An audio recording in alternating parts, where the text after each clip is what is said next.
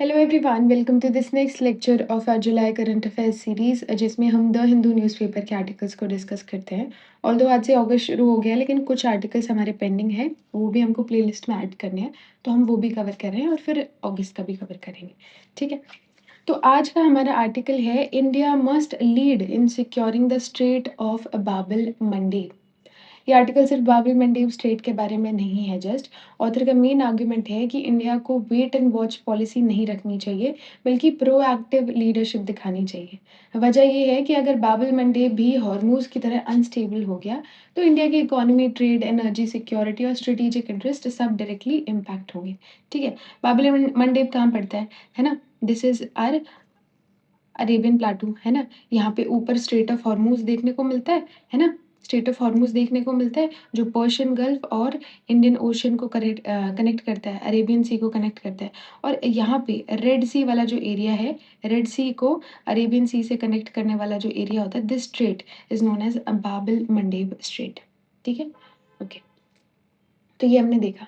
अब जुलाई 2025 में रोटर्स की रिपोर्ट के अकॉर्डिंग इंडिया ने हौथीज को सिग्नल दिया था कि अगर यूएसए ईरान के पावर प्लांट्स या न्यूक्लियर इंफ्रास्ट्रक्चर पर अटैक करता है तो हौथीज बाबल मंडीब स्ट्रेट को ब्लॉक कर सकते हैं।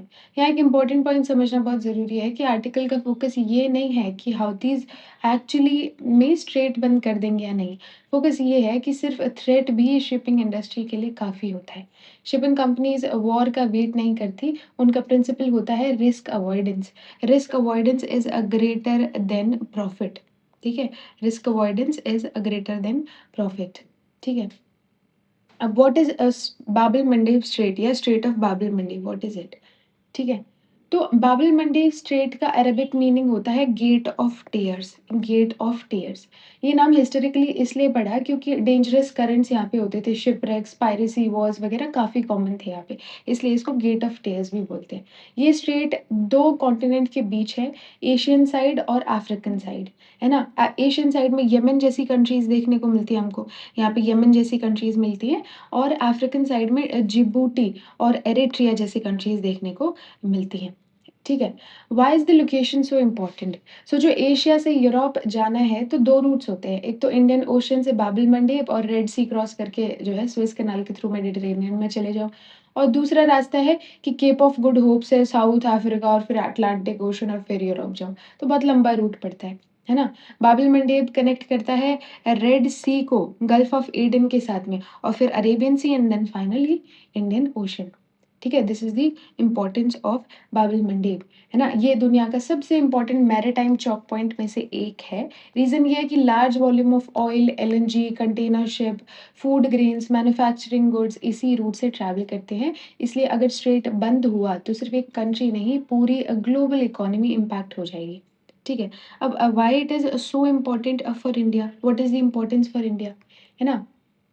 क्या मतलब है? सबसे पहला तो ट्रेड के लिए बड़ा ज़रूरी है। मतलब आर्टिकल के अकॉर्डिंग लगभग 1/3 ऑफ इंडियाज़ ट्रेड इसी रूट से पास होता है। यानी अगर रूट डिस्टर्ब हुआ तो इंडिया की एक्सपोर्ट और इम्पोर्ट दोनों अफ़ेक्ट हो जाएँगी। यूरोप बाउंड एक्सपोर्ट्स, है ना, यहाँ पे होते हैं। इंडिया यूरोप को एक्सपोर्ट करता है फार्मास्यूटिकल्स, इंजीनियरिंग गुड्स, ऑटोमोबाइल्स, है ना? और टेक्सटाइल, केमिकल वगैरह ये सब इसी रूट से जाते हैं। ठीक है? फर्टिलाइज़र हम जो है यहाँ से इम्पोर्ट करते हैं, ऑयल एंड एलएनजी यहाँ से इम्पोर्ट करते हैं, मैन्युफैक्चरिंग गुड्स जो हैं उनका भी इम्पोर्ट एक्सपोर्ट यहाँ से होता है। ठीक है, if this straits get blocked, अगर ये स्ट्रेट ब्लॉक हो गई, जैसे कन्फ्लिक्ट हुआ तो शिप डाइवर्ट हुई, लंबे रूट लगेंगे, तो फ्यूल का कॉस्ट बढ़ेगा, फ्रेट का कॉस्ट बढ़ेगा, इम्पोर्ट का कॉस्ट बढ़ेगा, और फाइनली इन्फ्लेशन हो गया जिससे इकोनॉमिक ग्रोथ स्लो हो सकती है।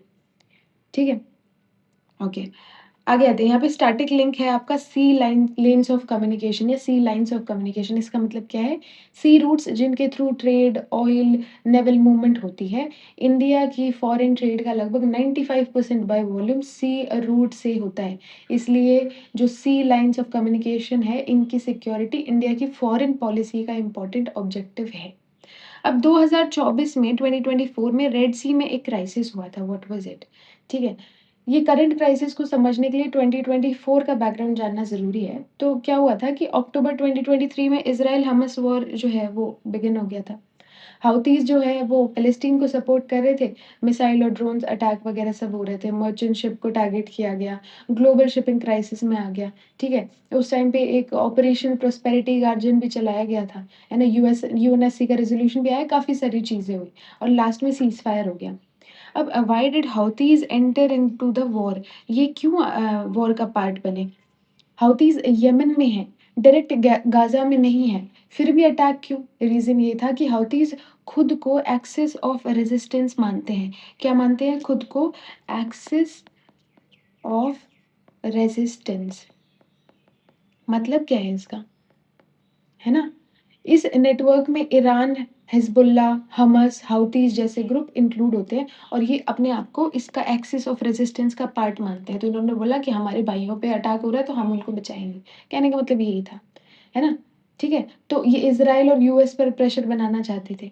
हू आर हाउथीज़? ये यमन का अमेंड पॉलिटिकल मूवमेंट है। ओरिजिनल नेम जो है इसका अंसार अल्लाह करके कुछ था, है ना? नॉर्दर्न यमन में इट वाज़ ओरिजिनेटेड और ये जो है सपोर्ट करते हैं ईरान के कंट्रोल को। यमन के सिग्निफिकेंट टेरिटरीज़ जो है क्या इंक्लूडिंग द कैपिटल सना, है ना? उन सबको जो है फ़ेवर करते हैं। Why are they powerful? Reason ये है व्हाई आर दे पावरफुल? तो रीज़न सिविल वॉर एक्सपीरियंस इनका रहा है, ड्रोन टेक्नोलॉजी इनकी अच्छी है, बैलिस्टिक मिसाइल्स हैं इनके पास में, ईरानियन सपोर्ट है इनके पास में और स्ट्रेटेजिक लोकेशन भी इन्होंने एक्वायर की हुई है। ठीक है? Why did they attack ships? इन्होंने शिप्स को क्यों अटैक किया? तो ऑफ़िशियल क्लेम जैसे ऑफ़िशियल क्लेम है कि ये पैलेस्टीन को सपोर्ट करते हैं, इज़राइल को पनिश करना चाहते हैं। टारगेट जो है इज़राइल लिंक्ड जो भी शिप होती है उसको टारगेट ये लोग करते हैं, है ना? अब बहुत सारे मर्चेंट शिप भी अटैक हुए। वजह ये थी कि रियल टाइम ओनरशिप आइडेंटिफ़ाई करना डिफ़िकल्ट होता है। तो रिज़ल्ट क्या निकला कि एंटायर शिपिंग इंडस्ट्री पैनिक में आ गई। फिर एक ऑपरेशन हुआ था ऑपरेशन प्रॉस्पेरिटी गार्जियन। ये क्या चीज़ थी ऑपरेशन प्रॉस्पेरिटी गार्जियन? है ना? तो it was launched in December 2023। Leader was United states. Partner थे सिंगापुर, श्रीलंका और सेवरल वेस्टर्न पार्टनर्स भी थे। ठीक है? मर्चेंट शिपिंग को प्रोटेक्ट करना इनका ऑब्जेक्टिव था और फ्रीडम ऑफ नेविगेशन मेंटेन करना चाहते थे।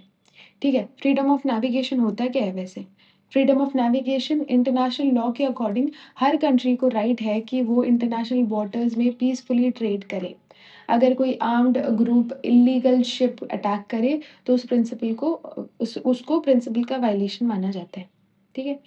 यूएनएससी रेज़ोल्यूशन आया था 2024 में, ये क्या था? तो हाउथीज़ के अटैक को कंडेम किया इस रेज़ोल्यूशन ने और फ्रीडम ऑफ नेविगेशन को रीअफ़र्म किया। ठीक है? और हाउथीज़ को अटैक रोकने को कहा। ये रेज़ोल्यूशन मिलिट्री ऑपरेशन लॉन्च नहीं करता था, ये इंटरनेशनल लीगल सपोर्ट प्रोवाइड करता था। अब यहाँ पे इंडियन नेवी का क्या रोल था? इंडियन नेवी का क्या रोल था? ठीक है? थोड़ा-सा देखते हैं। तो इंडिया ने सिर्फ़ स्टेटमेंट नहीं दिया, इंडियन नेवी ने मर्चेंट शिप्स एस्कॉर्ट की, एंटी पायरेसी पेट्रोल्स बढ़ाई, डिस्ट्रेस कॉल्स अटेंड की, रेस्क्यू ऑपरेशंस कंडक्ट किए और जनवरी 2024 में इंडियन नेवी ने बर्निंग टैंकर के क्रू को रेस्क्यू भी किया था। ये इंडिया की इमेज को स्ट्रेंथन करता है as net security provider Indian ocean region में। ठीक है? What were the impact of this 2024 crisis? Exactly क्या हुआ वो अपन को नहीं जाना, क्या इम्पैक्ट हुआ, क्या कॉज़ेज़ थे, क्या ट्रेंड्स थे, वो सब चीज़ें हम जानने की कोशिश करेंगे, ठीक है? हाँ, तो क्या हुआ था कि ग्लोबल डिसरप्शन आया, मतलब अगर कॉन्फ्लिक्ट होगा तो शिप जो है वो सुएज़ से जाना अवॉइड करेंगी, केप ऑफ गुड होप से जाएँगी, लंबा रूट जाएगा या जो भी है आपको ज़्यादा पैसे खर्च करने पड़ेंगे, तो डिलीवरी भी लेट होंगी, महँगा भी पड़ेगा, तो किसी के लिए फ़ायदे वाली बात है नहीं, ठीक है? इससे इंश्योरेंस प्रीमियम भी बढ़ेगा, रेवेन्यू लॉस होगा बहुत ज़्यादा, जैसे इजिप्ट जैसे कंट्री के लिए बहुत ज़्यादा रेवेन्यू लॉस होगा, है ना? और इंश्योरेंस रिस्क, अब ज़्यादा रिस्क रहेगा शिप्स को तो जो इंश्योरेंस कंपनी है वो भी ज़्यादा पैसे माँगेंगी ना, कि कल ज़्यादा रिस्क है तो हमको भी थोड़ा ज़्यादा दीजिए, है ना? इकोनॉमिक इम्पैक्ट ऑफ कोर्स होगा, इन्फ्लेशन वगैरह हो सकती है, सप्लाई चेन डिस्टर्ब्ड होगी, डिलेड इम्पोर्ट्स डिले भी होंगे और महँगे भी हो जाएँगे, एनर्जी कंसर्न भी आएगा और एक्सपोर्ट डिस्रप्शन भी हो सकता है। अब why is this current situation more dangerous? ठीक है? 2024 और करंट सिचुएशन में डिफरेंस है। पहले यूएसए एक्टिवली रेड सी सिक्योर कर रहा था, अब यूएस का फोकस ईरान पर है। यूएनएससी पहले भी जो है डिफिकल्ट था और अब और ज़्यादा डिवाइडेड है। स्ट्रॉन्ग कलेक्टिव रिस्पॉन्स की पॉसिबिलिटी काफ़ी कम देखने को मिल रही है हमको यूएनएससी के उससे भी। ओके, चाइना फैक्टर भी है। चाइना जनरली जो है मल्टीलैटरल मिलिट्री अलायंस अवॉइड करता है। वो अपनी शिपिंग को इंडिपेंडेंटली सिक्योर करने की पॉलिसी फॉलो करता है, ठीक है? तो चाइना वाला फैक्टर भी देखने को मिलता है। इंडिया ईरान रिलेशनशिप 2024 में इंडिया ईरान के थ्रू डी-एस्केलेशन की बात कर सकता था। अब रीजनल जियोपॉलिटिक्स ज़्यादा कॉम्प्लिकेटेड हो गई है। तो ओवरऑल कंक्लूजन ये निकलता है कि अगर हाउथीज़ दोबारा अटैक शुरू करते हैं, तो इम्पैक्ट 2024 से भी ज़्यादा सीवियर हो सकता है। इसलिए ऑथर कहता है कि इंडिया को रिएक्टिव नहीं प्रोएक्टिव मैरीटाइम लीडरशिप दिखानी होगी, है ना?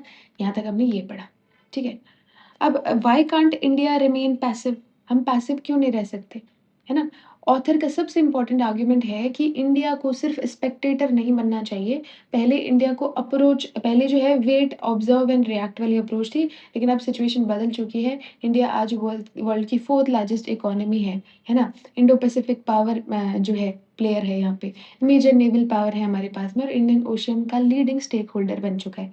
इसलिए सिर्फ दूसरे कंट्रीज़ पर डिपेंड रहना इंडिया के नेशनल इंटरेस्ट के अगेंस्ट होगा, ठीक है? इंडिया का स्टेटस क्या देखने को मिलता है हमको, है ना? क्या इंडिया का स्टेटस देखने को मिलता है, ठीक है? स्टेक्स क्या देखने को मिलता है, सॉरी, है ना? तो ट्रेड 1/3 जो ट्रेड है वो यहीं से निकलता है, ठीक है?